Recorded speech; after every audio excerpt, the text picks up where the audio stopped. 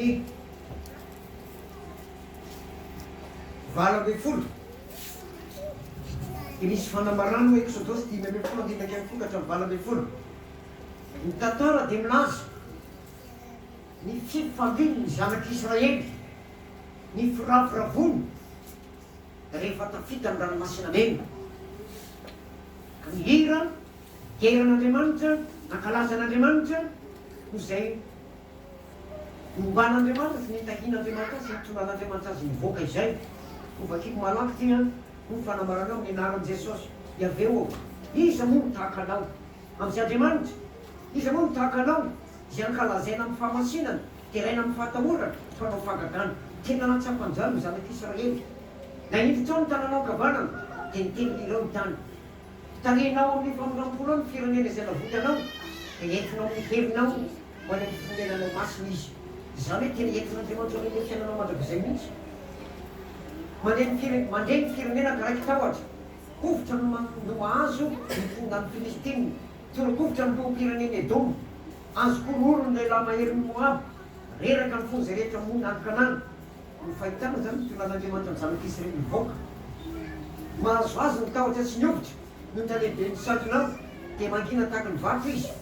mandra-pandalo ny olonao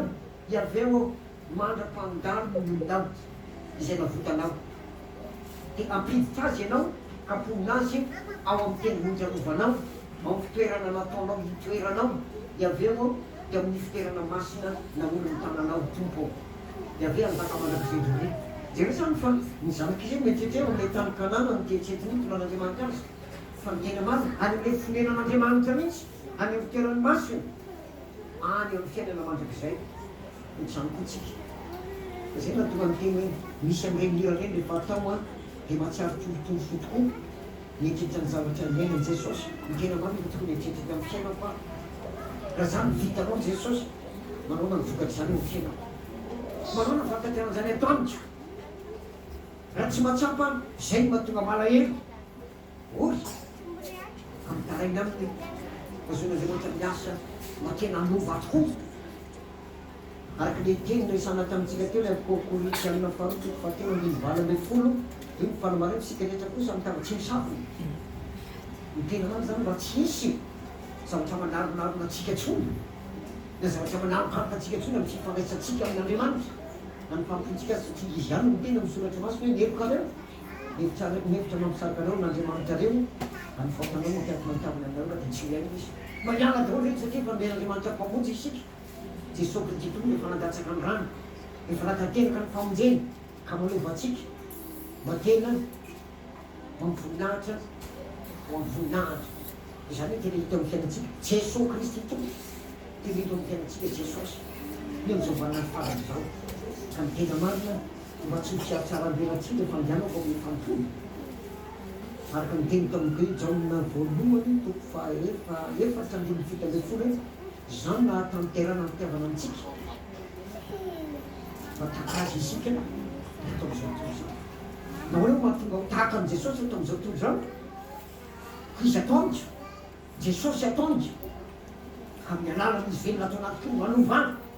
mitahaka azy tahaka any amin'inona nefa tahaka azy amin'inona amin'ny efitrabana any amin'ny efitrabana ny voalohany indrindra mandefitra ny tsiraviny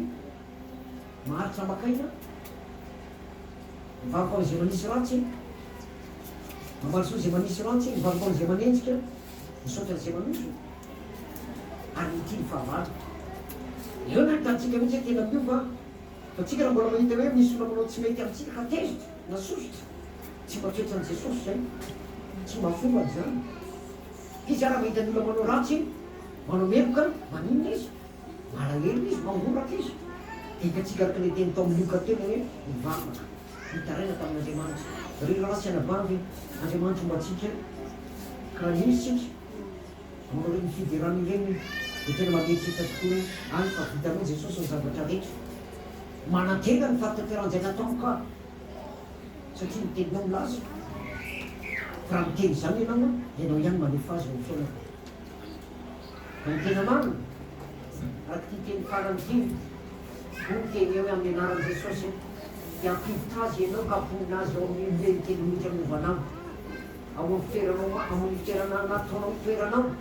dia aveo dia amin'ny toerana masina maomby ny tananao tompo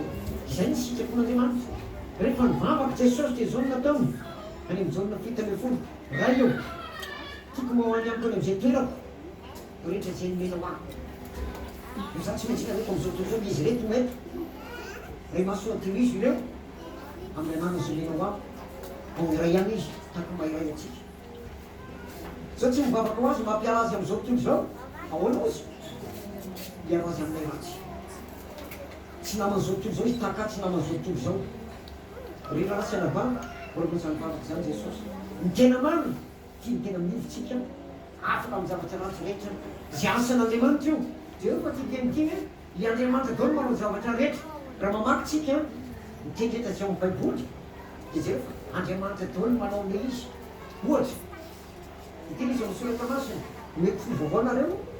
fanao vola toko anatinareo izy manao an'izay dia eo koa ty tenitiny tempita azy ampivitra azy ianao kampona azy eo amin'ny tenibotrano ten'Andriamanitra mihitsy zany manao an'io fa mampiatrika dia zao nahoana ary tsika teraka isika ihany avy amintsika ihany mahatonga tsika teraka sy tsy miseho ankerantsika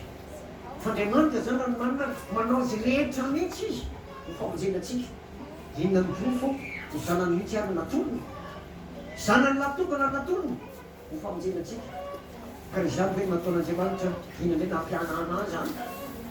any anjarako zany dia mino zavatra zay dia manantena ny fatokarajana amin'ny fiainako